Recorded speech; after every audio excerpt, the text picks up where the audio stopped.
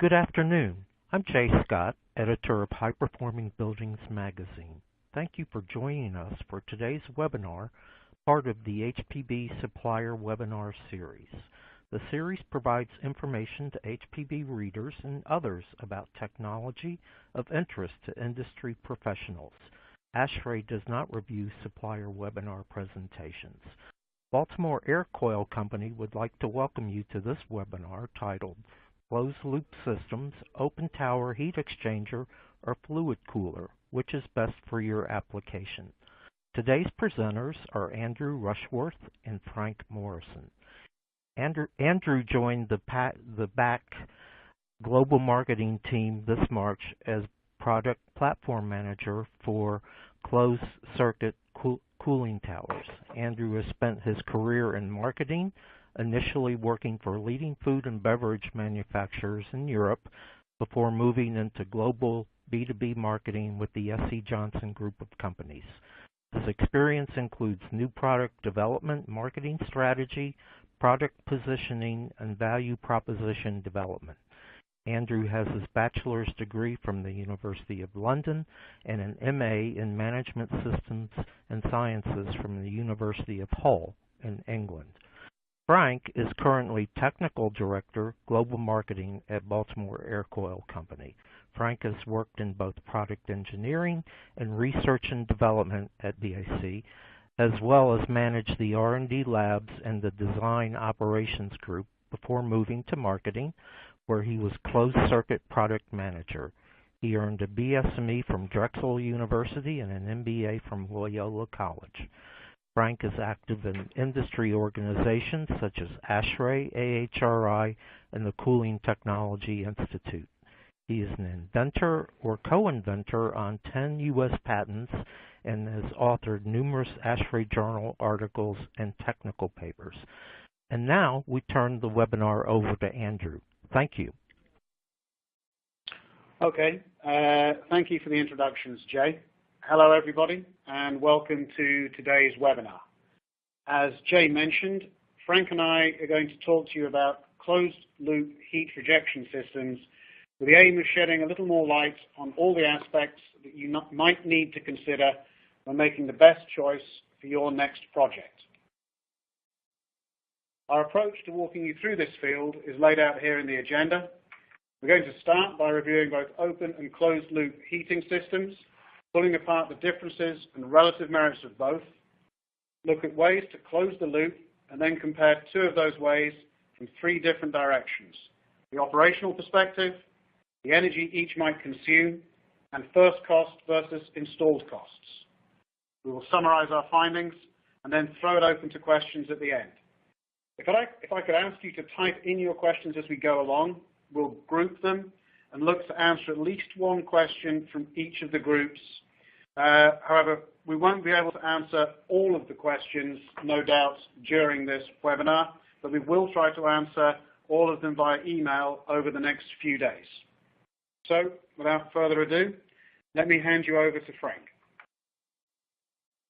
Thank you, Andrew, and welcome everyone to our webinar. Let's first talk about open-loop cooling systems. And of course, what we're talking about there are open-circuit cooling towers. They come in a variety of sizes and shapes and designs. And what we start off with here is an induced draft counterflow unit. What you see here at the bottom is the water which goes out to the load to be cooled, returns warm or hot, and is sprayed over what is called a fill deck or heat transfer surface.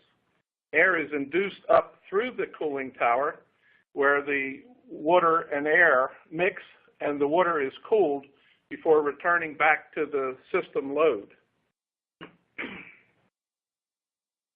The next type of cooling tower is an induced draft crossflow. This is a little different design. Basically, we're taking the hot water and putting it in each side of the tower where it falls over the fill pack by gravity. Air is again induced up through the cooling tower with the fan you see in the center of the unit, and the water is cooled and is collected in the water basin and then goes back out to the load. there is another type of cooling tower known as a forced draft counterflow cooling tower.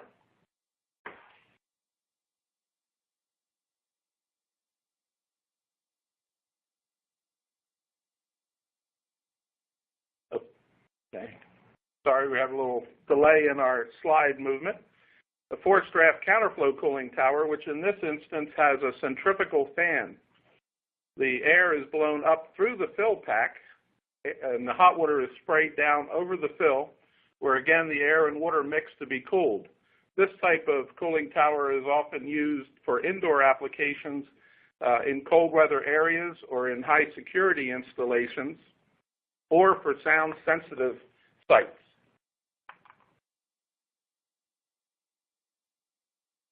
Now, open circuit cooling towers are highly efficient, and that is due to the direct contact between the water and air on the fill surface. There's also a large amount of heat transfer surface area in these units, which enhances the efficiency. The heat transfer is also based on evaporative heat transfer, because to evaporate 1 pound of water requires 1,000 BTUs, so it takes away a lot of heat with just a small amount of water. So you lose about 2% of the water to evaporation, but that evaporation then cools the remainder of the water very efficiently close to the wet bulb of the air.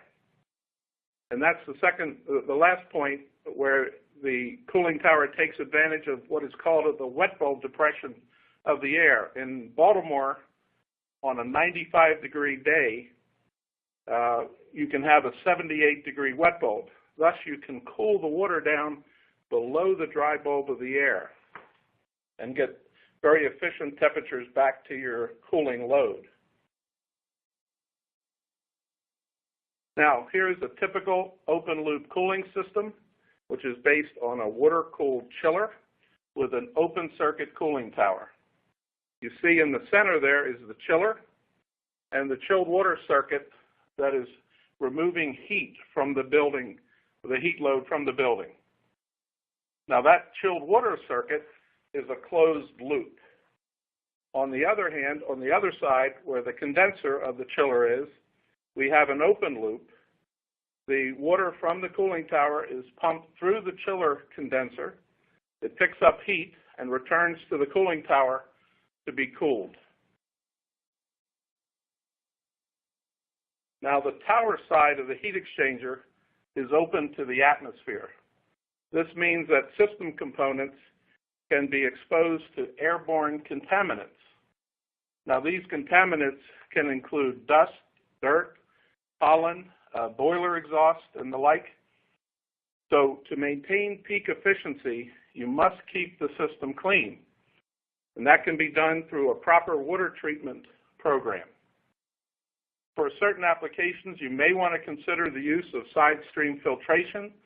Say your cooling tower is located near a stand of trees that could have pollen in the springtime, that could provide a load of debris that could enter the tower.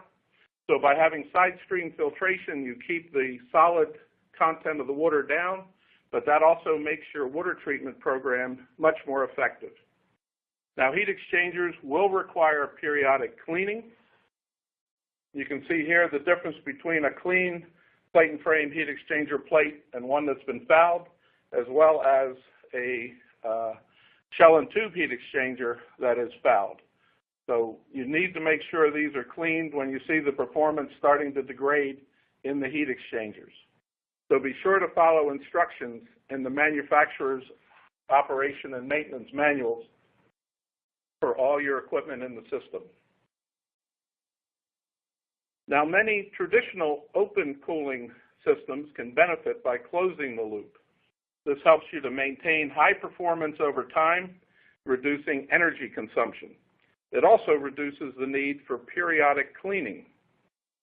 Now, you can consider the chiller fouling factors from AHRI standard 550, 590. The standard fouling factor for the rating on the condenser side is 0.025. Yet on the closed evaporator side, which is the chilled water side, it is triple aught 1.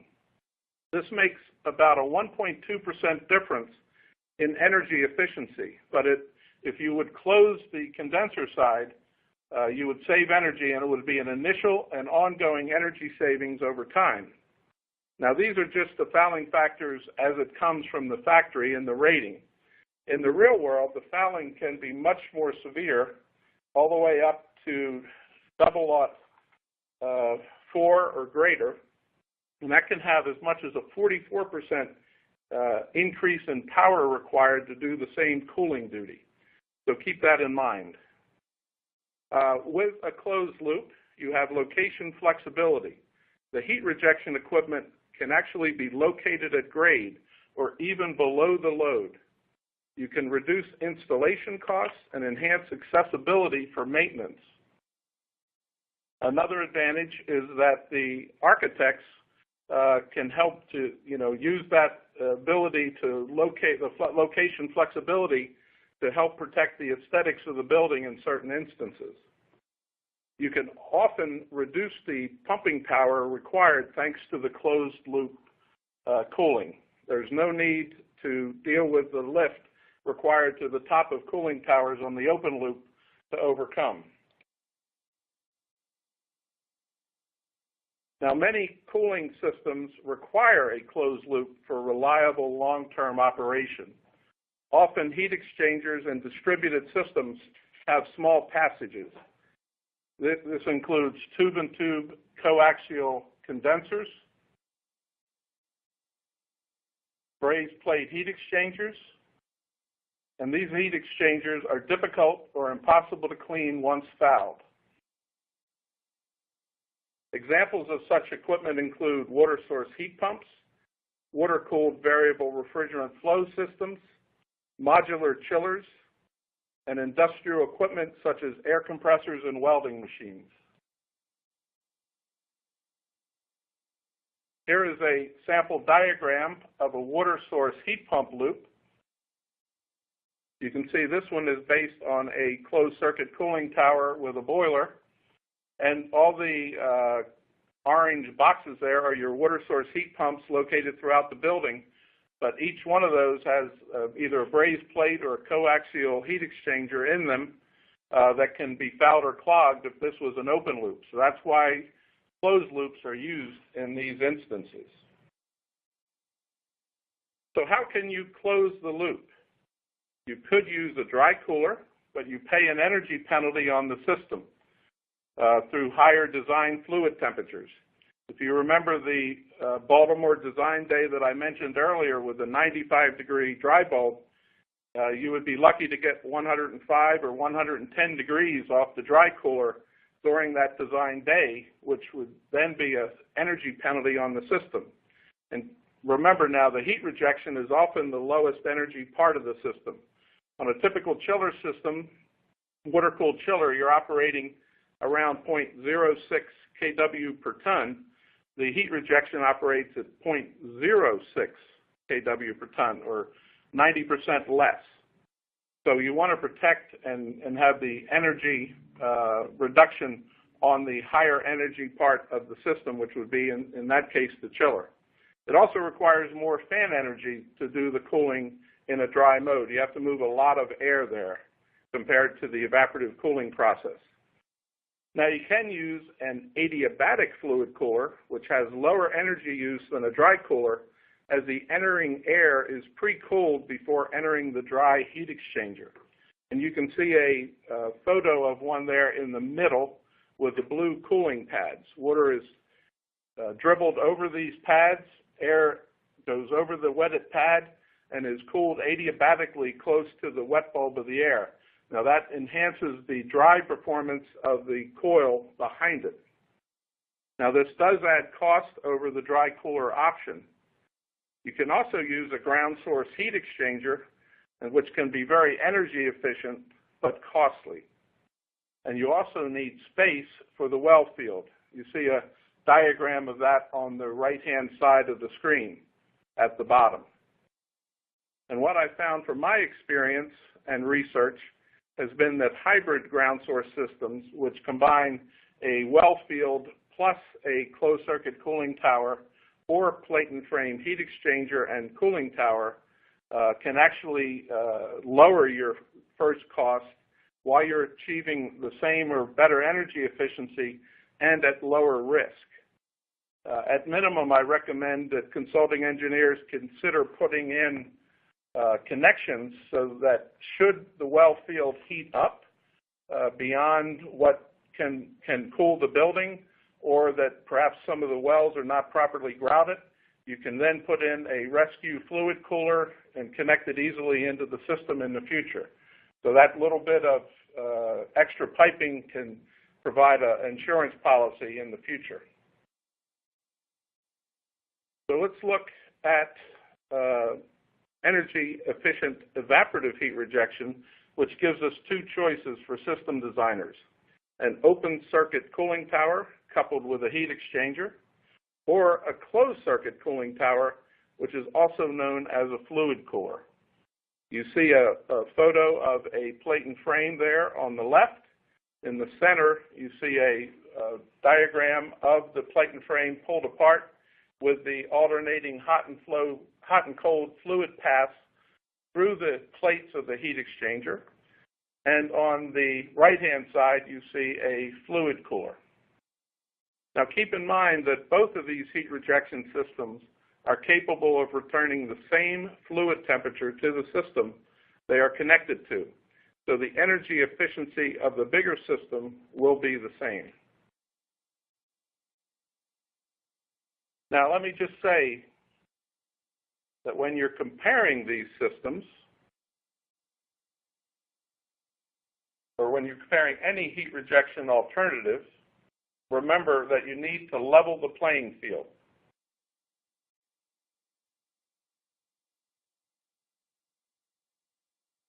Both open and closed circuit cooling towers are certified per CTI standard 201RS. This is also referred to as ECC certification in Europe, which is Eurovent Certita, which is a partnership between Eurovent and CTI, in case you're designing any projects in Europe. Now, plate and frame heat exchangers are certified per AHRI 400. There are many participating manufacturers in both of these programs, and by using certified equipment, that allows for fair comparisons and also helps to assure that design efficiency is achieved once your installation is up and operating. You can check major manufacturers' websites for wording for your project specs. Now, closing a chiller loop, we're going to first do it with a cooling tower and heat exchanger. We see on the chiller there is in the middle, and you have the closed loop on the heat load side of the building, the chilled water loop.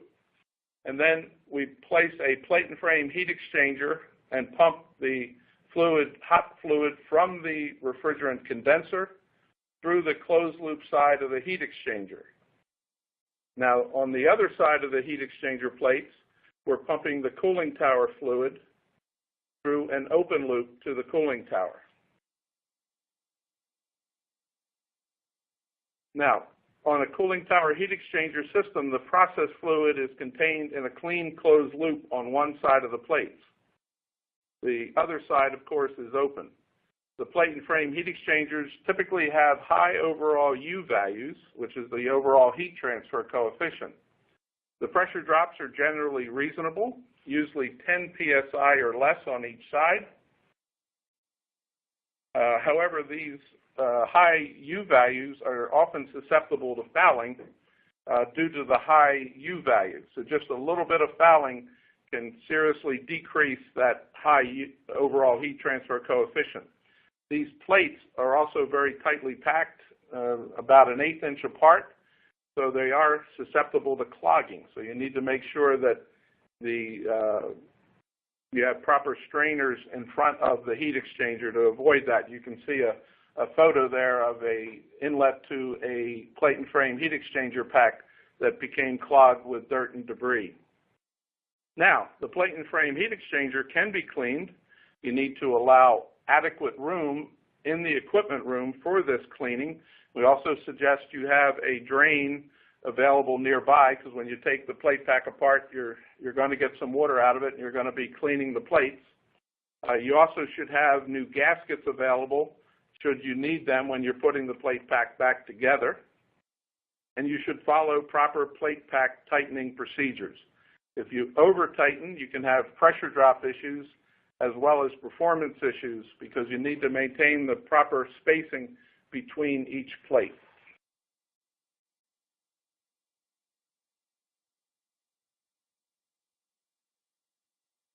Now, the heat exchanger is typically located in the equipment room, which means that the equipment room needs to be larger, which reduces the rentable area in the building. So that should be taken into account.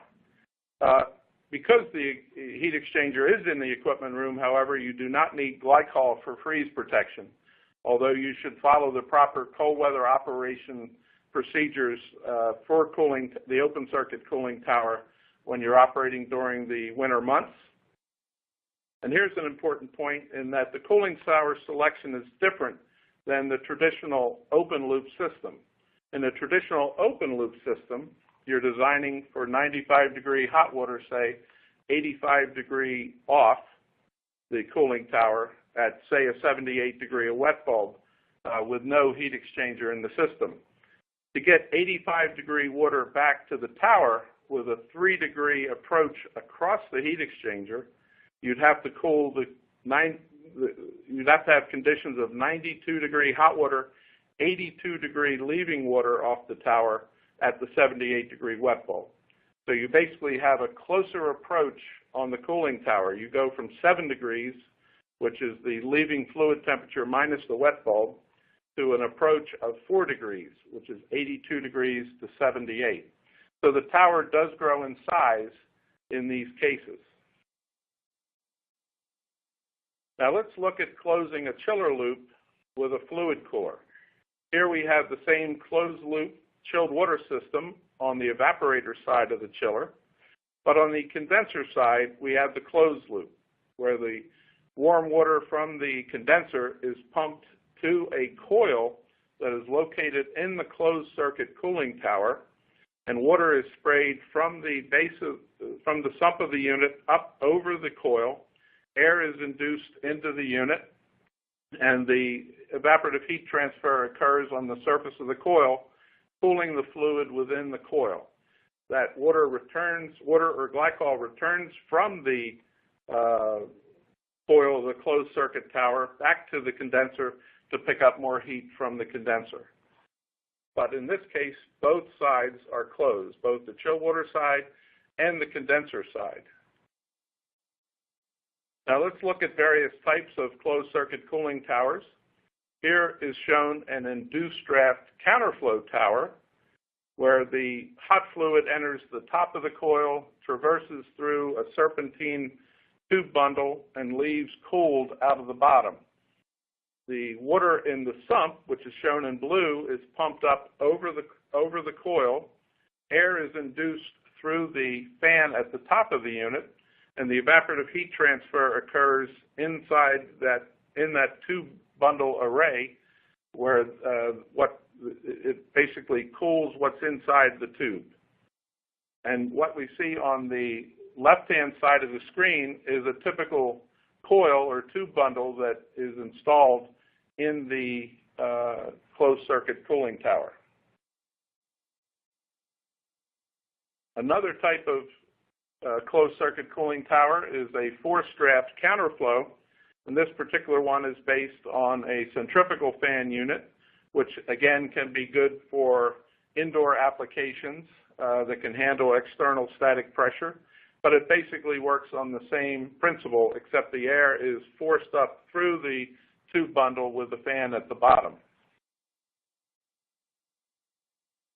Another type of cooling tower that's been introduced in the past few years is known as induced draft combined flow designs. This is where the coil, which you see is located at the top of the unit, has water sprayed over it, and air also is brought down over the coil surface. The spray water picks up heat and then falls off the bottom of the coil onto a fill deck, which is the same as what could be used in an open circuit cooling tower. And that water is then subcooled below the temperature that can be achievable without the fill deck. And that allows you to, number one, reduce the amount of coil you need, which lowers the weight of the unit, but it also can improve the heat transfer ability of the coil itself such that it's greater than what a traditional coil-only design would be. And you can achieve closer approaches at lower fan horsepowers. So this design has real advantages, and the last one being that the heat transfer in the coil area is actually primarily sensible heat transfer, not evaporative heat transfer.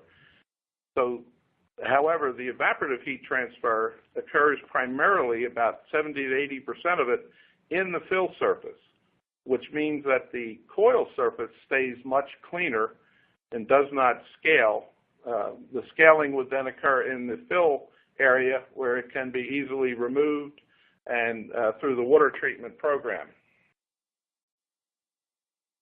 Now, a fluid cooler combines the function of a heat exchanger and cooling tower in one compact unit. This keeps the process fluid in a clean, closed loop, and it also saves space in the equipment room by taking the heat exchanger and putting it outside with the cooling tower.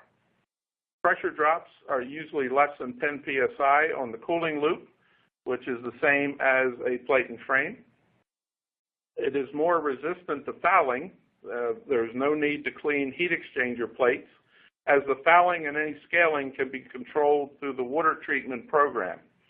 The external surface of the coil is very open, and the water can get in there, and water treatment chemicals can get in there and take care of any fouling or scaling on the surface and keep them performing at peak efficiency. Another consideration is that because the spray water stays within the unit and doesn't have to be piped to an external heat exchanger, the open loop water volume is usually less in a fluid cooler than it is in an open tower. And as water treatment costs are proportional to the system volume, that would imply that the fluid cooler is less costly to treat. Now, the spray pump that recirculates the water from the cold water basin up to the spray system of the tower uses less energy than the typical cooling tower heat exchanger cold side pump. It is also easier to implement free cooling for economization in a fluid cooler system because of the less need for piping complexity. And you can often operate the fluid cooler dry in colder weather and or periods of low load. This allows you to either save water or minimize icing issues during very cold weather operation. Now, one thing also to consider is that the fluid cooler is heavier than an open circuit cooling tower, so additional steel grillage is required to support the fluid cooler. So we also did an installed case study, and for that I'm going to turn that back over to Andrew to tell you about that study. Okay, thank you very much, Frank. That was very helpful. So, now we understand the framework for making a decision between different cooling tower options. Let's go to the next stage and understand what you might want to consider when making a choice between two different types of closed-circuit cooling towers. BAC commissioned a study from KJWW, now IMEG, an independent consulting engineering firm, to compare the installed cost and energy consumption of these systems under different conditions. The objective here was to identify and understand the differences between the systems to guide system designers and operators, enabling them to make the best heat rejection choice for future projects.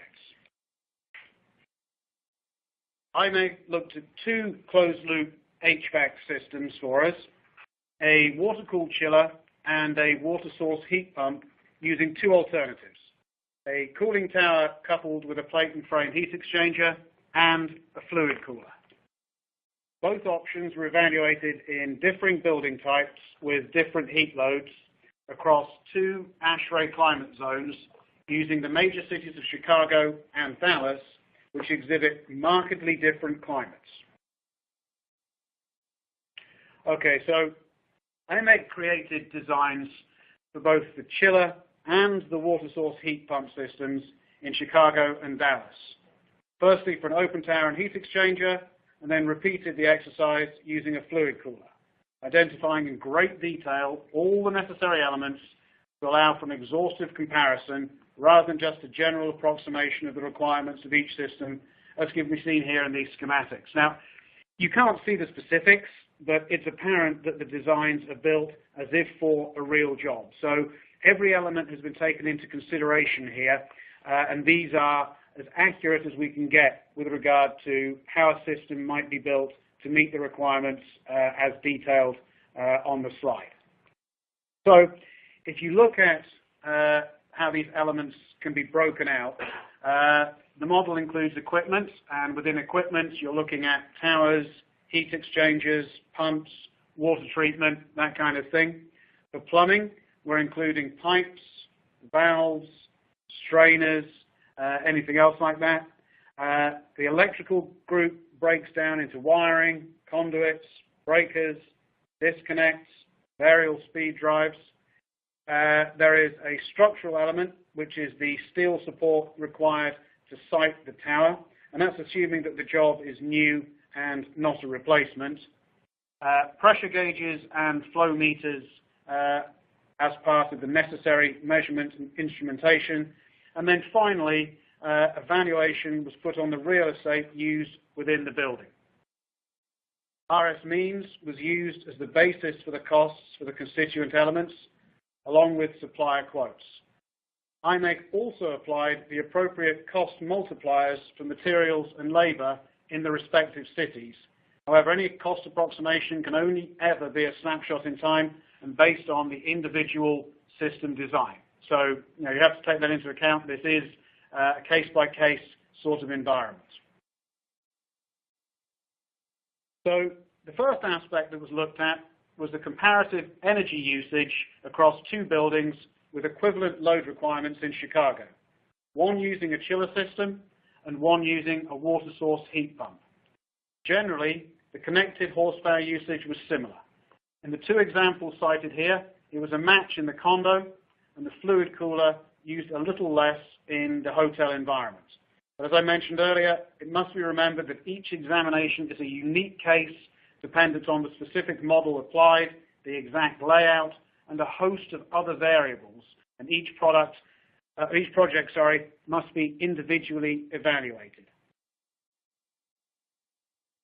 So I'm going to hand back over to Frank. Okay, thank you, Andrew.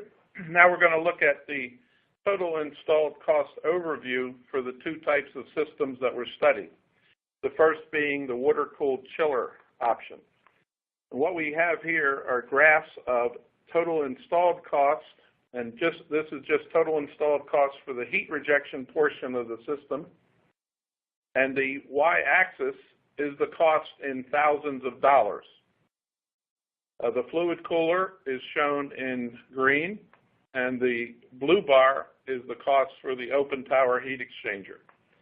So, for the 250-ton case, the fluid cooler was less costly on an installed basis in both Chicago and Dallas. For the 400-ton hotel case in Chicago, the fluid cooler was a little more costly than the tower heat exchanger. However, in Dallas, it was less costly. The 750-ton hospital case, you can see that the fluid cooler was quite a bit more expensive than the tower heat exchanger option. And in Dallas, the fluid cooler was again lower cost. We went back and looked at the numbers for Chicago, and what we found is that the cost of the glycol in the system along with the slightly larger fluid cooler that's required when you're cooling glycol, because it's not quite as efficient as water. That created an extra cost burden for the colder weather climates. So let's look at a deep dive on the 250-ton Chicago case for cooling an office building. We have on the right-hand side of the screen the fluid cooler, and on the left the open tower heat exchanger. And the first thing you really notice is that the equipment cost for the fluid cooler is $47,000 higher than the cost of the open tower heat exchanger equipment. And that's on, including freight and everything like that. And a lot of times folks will just look at that equipment cost and not go any further. So in this study, we wanted to look at what is the impact on the installed cost. So when you add all those up, we find that there's $65,000 less plumbing and piping required for the fluid cooler version, $8,000 less in the measuring equipment, the flow meters, pressure gauges, temperature sensors, $4,000 less wiring costs for the fluid cooler system, $6,000 less real estate because we don't take up space in the equipment room. The equipment room can shrink in size. And the additional structure required for the fluid cooler does add back in $4,000. And that's a total then installed cost savings for the fluid cooler system of $30,000 in this case, or 5% of the installed cost of the heat rejection system. Now this was based on a 50% ethylene glycol solution, which was chosen by our consulting engineers IMEG for this application. So looking at the insights that we've learned, in general, the fluid cooler and cooling tower heat exchanger had similar first costs. There were some factors that would throw the numbers one way or the other, but they were very similar. For the 250-ton case, the fluid cooler had the lowest installed cost versus cooling tower and heat exchanger. For the 400-ton and 750-ton cases, the fluid cooler was lower cost in Dallas, which is a water-only based system. In Chicago, the cooling tower and heat exchanger option were lower cost. The increased size of the fluid cooler, due to the 50% ethylene glycol, along with the cost of the glycol in the system, impacted the overall cost of the system in this case. Now let's look at a system that needs a closed loop, which is a water source heat pump. Again, the y-axis is the installed cost for the system. The fluid cooler, again, is shown in green, and the blue is the open tower heat exchanger. For the 250-ton condo case, the fluid cooler offered lower installed costs in both Chicago and Dallas. For the 400-ton case, the costs were closer together, but still the fluid cooler was slightly better in both Chicago and Dallas. So again, let's do another deep dive, this time on the 400-ton condo in Chicago, which used 33% ethylene glycol in the cooling loop. For the fluid cooler, which is shown on the right, at $466,000 total installed cost. The cooling tower heat exchanger, shown on the left, at a cost of $484,000. But again, you notice that the equipment costs, which is just the heat exchangers and either cooling tower or fluid cooler, showed an increase of $53,000 for the fluid cooler.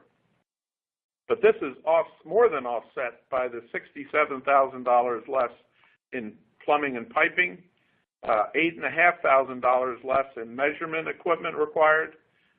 Electrical did go up $6,000 for the fluid cooler option, but you offset that with the lower real estate costs by reclaiming part of your building for rentable space, and $4,500 for the additional structure required to support the fluid cooler. The total installed cost savings came out to $18,000 or 4% of the total installed cost. So let's look at what we can learn from this part of the study. Typically, water source heat pump systems utilize only closed-loop heat rejection systems. My experience has been that those who use open circuits on these type of systems are usually replacing heat pumps within a year. So keep that in mind. It's not a place to value engineer. For the 250-ton cases, it was evident that the fluid cooler had the lowest installed cost versus cooling tower and heat exchanger. The fluid cooler was as much as 8% lower cost versus the cooling tower heat exchanger option. On the 400-ton cases, the fluid cooler options were slightly more attractive than the cooling tower and heat exchanger. The fluid cooler was about 2% lower on average versus the cooling tower heat exchanger combination. So with the larger system, the difference narrowed, but it was still an advantage for the fluid cooler. So I'd like to now turn the mic back over to Andrew, who's going to review and sum up our webinar. Okay, thank you very much, Frank. So at the beginning, we said we would look at the different evaporative systems, open and closed loop. We examined two ways to close the loop, these being open tower with heat exchanger and fluid cooler, and then compared these two in separate examples, looking at energy usage, operational aspects, and then a thorough review of the equipment costs and the total install costs. So what is the summary of all this learning? Closed-loop systems offer many advantages in terms of reliability, reduction in maintenance, and maintaining high performance levels over time compared to traditional open-loop systems. When only looking at the equipment purchase cost, fluid coolers are generally more expensive than the cooling tower and heat exchanger combinations. The total install cost of a fluid cooler can be lower than a cooling tower and heat exchanger due to the costs associated with plumbing, real estate, electrical, and other costs that we spoke about earlier. So when making a recommendation to an owner, the fully installed cost should be considered. In colder climates, the cost of glycol and the need for positive closure damper hoods to reduce heat loss on the water source heat pump systems must be taken into account.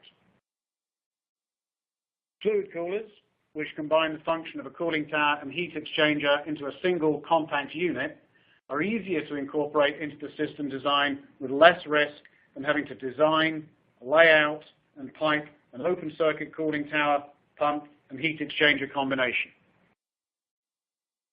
Fluid coolers offer the same or lower total connected energy as compared to cooling towers and heat exchanger combinations in closed-loop applications.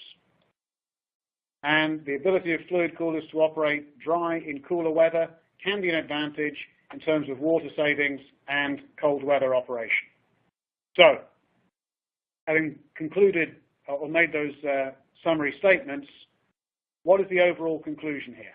What's the bottom line? So, use energy-efficient evaporative heat rejection when it's appropriate. Consider the overall benefits of closed-loop systems versus open systems, when that might be the higher or greater reliability, higher energy efficiency over time, and lower maintenance.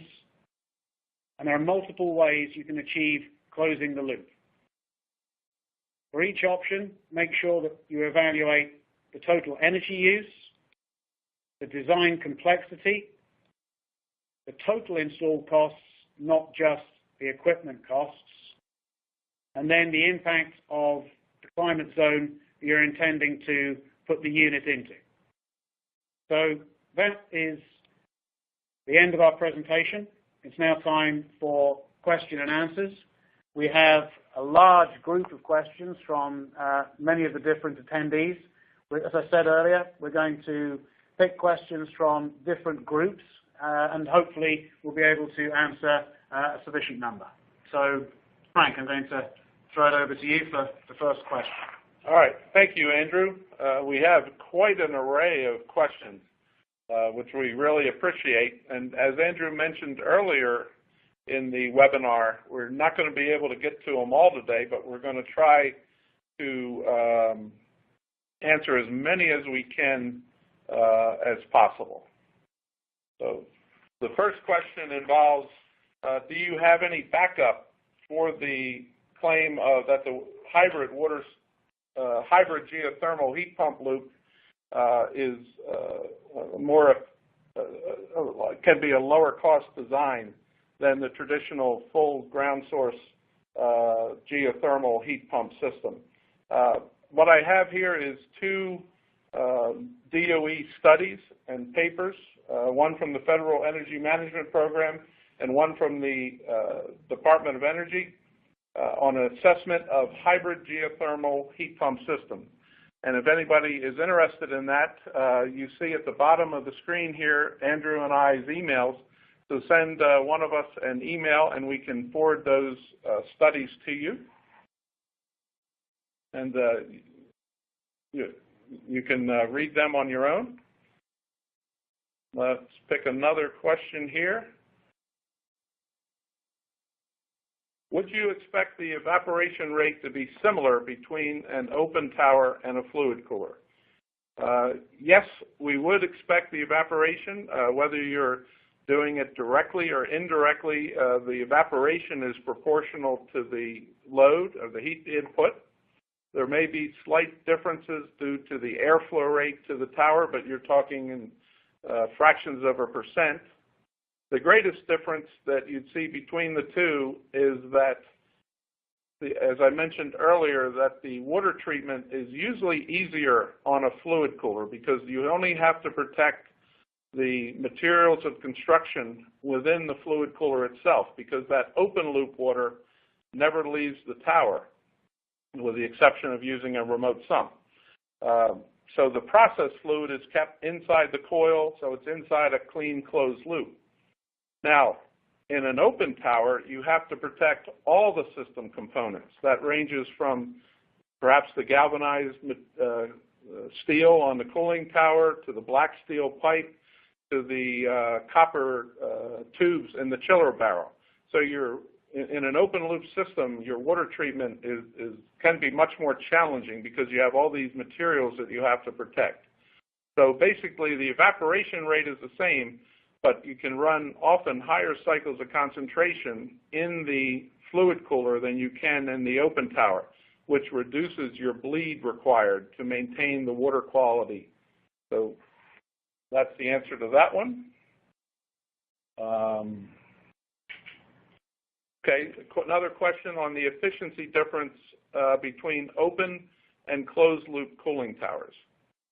If you compare the same tonnage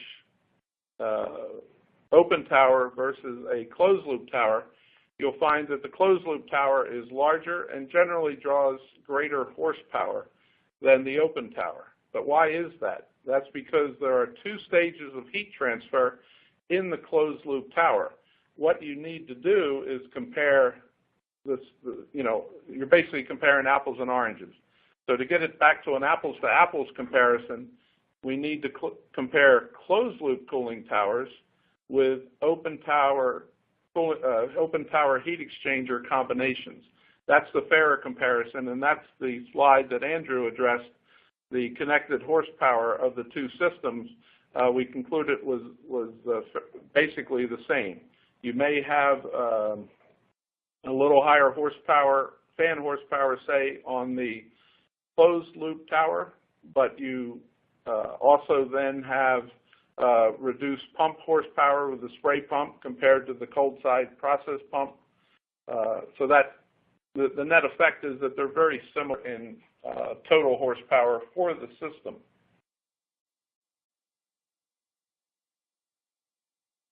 How often should you clean heat exchangers?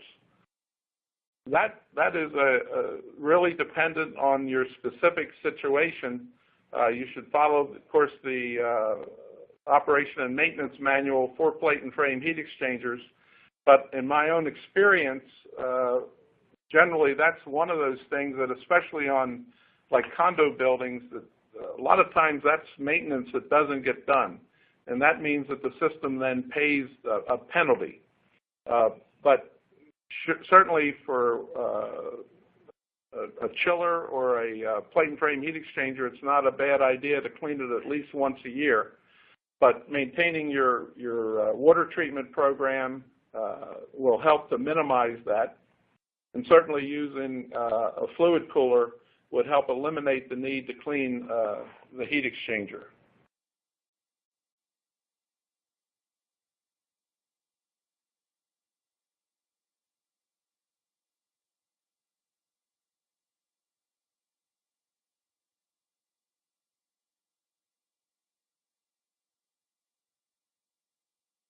Okay. Would there be absolutely no scaling in a fluid cooler? No, there would be scaling. You know, as you evaporate water on the surface of the tube, you will leave some of the deposits there, but that can then be controlled by the water treatment program.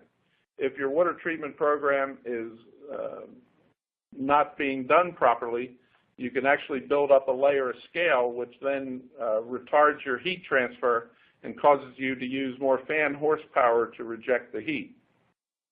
However, this scaling can then be cleaned off the outside of the tubes because they're easily accessible once you remove the drift eliminators on top of the unit. You can see the coil, you can inspect it, and know that you have a problem right away. You can adjust your water treatment program, or even get in there and clean it with a high-pressure sprayer, if that will help. So.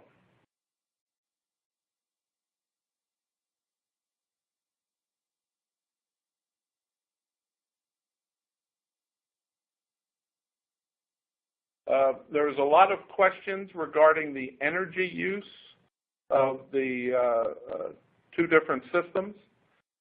We only looked at the connected horsepower, which doesn't tell the full story, and that is something that we intend to do in the future, where we actually asked our consulting engineering partners to create energy models for these systems and look at the overall annual energy use between the two alternatives.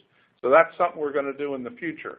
But just looking at the connected horsepowers, as Andrew said earlier in the webinar, they're very, very similar. Did the installation cost include the cost of commissioning? No, we did not look at the cost of commissioning in the study, but we tried to capture everything on the design, and that's why we asked IMEG to do the detailed design so we could count up every fitting, every expansion tank, every strainer, every piece of piping and equipment in the system, so we would have a true installed cost. But that's a good point. We did not look at the cost of commissioning in this study.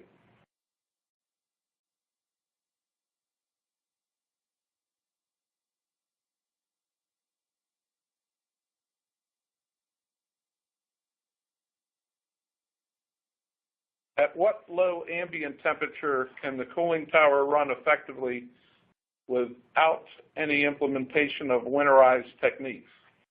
Well, certainly any time you operate a cooling tower in sub-freezing weather, you should follow proper operating procedures. There was an excellent article. It actually was ASHRAE Article of the Year by my good friend Paul Lindahl of SPX Cooling Technologies that reviewed the winter operation characteristics of cooling towers. And the basic conclusion was that following these proper procedures, you shouldn't have any problem at all. And Paul's article, as I say, won ASHRAE Journal Article of the Year several years ago. So if anybody would like that, they can go on the ASHRAE website. And if you can't find it on the website, please send me an email and I'll direct you to it. If the closed-circuit cooling tower is not used in winter, will the water be drained? That's a good question. When you're typically, the best freeze protection for a closed-circuit cooling tower is the use of glycol, although in a lot of the mid part of the country where you have relatively mild winters, You can use what's called a positive closure damper hood to retard the heat loss, and just basically keep the flow, small flow through the coil to prevent the water from freezing. The standard coil that's used in the industry is a black steel coil that's hot dip galvanized on the outside only.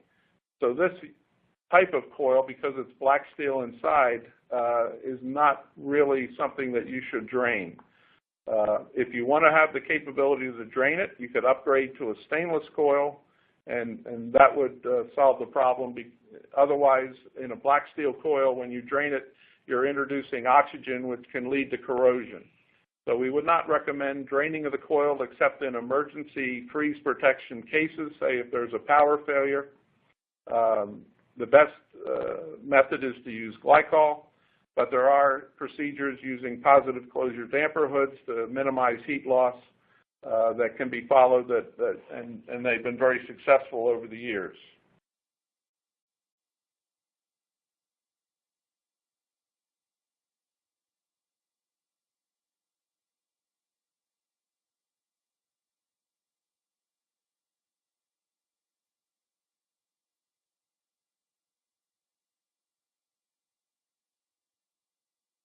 Under what circumstances would a plate and frame heat exchanger be used with a chiller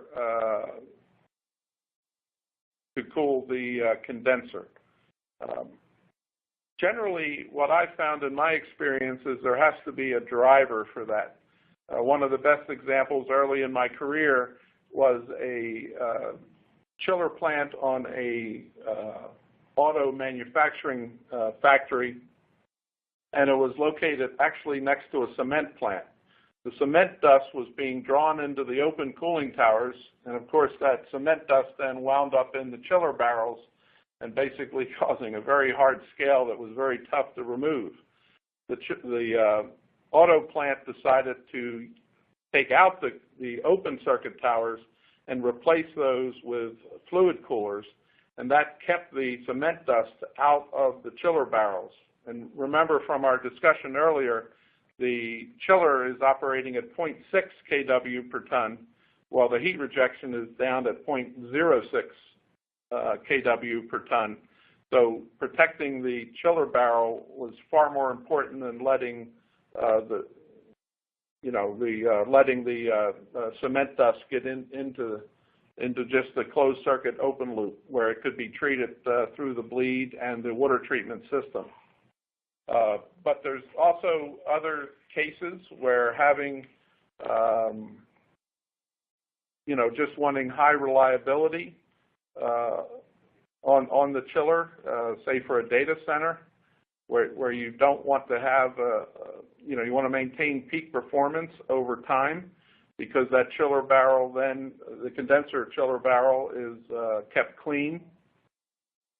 The other instance it would be where you want to place the heat rejection below the load, which is often done in architectural type buildings for aesthetic reasons.